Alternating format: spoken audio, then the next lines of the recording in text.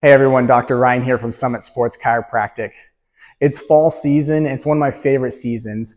I usually catch myself reminiscing about my days in Western Washington University as a track and field athlete. Now, while in the fall we were training for our winter and spring season, cross country was in full swing. And I remember going and supporting our men's and women's team at our local races and just absolutely loving it. Now, it made me start thinking about the common injuries for our runners, and plantar fasciitis was the one that kind of popped into my mind.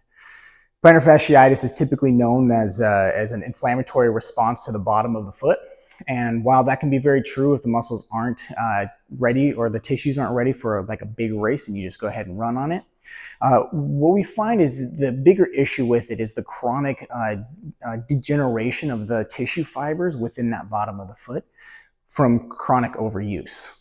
Now, the leading cause for plantar fasciitis comes from the biomechanical breakdown of the arch of the foot. So the arch is just collapsing fully on every step.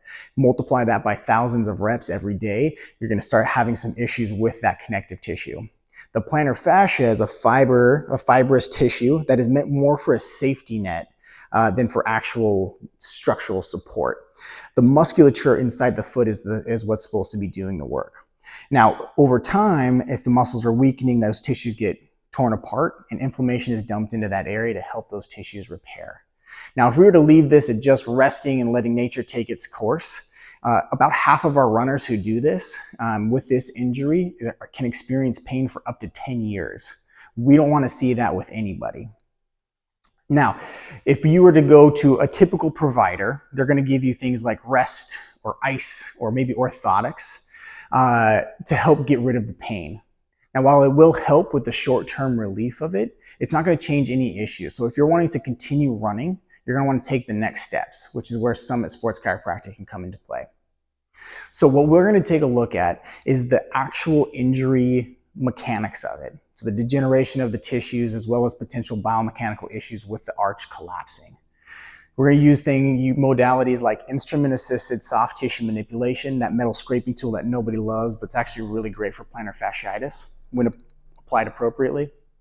And things like class 4 mobile laser therapy, which is helpful for improving the healing process of those tissues by giving it energy, helping it to have less inflammation in the area, as well as increase the blood flow.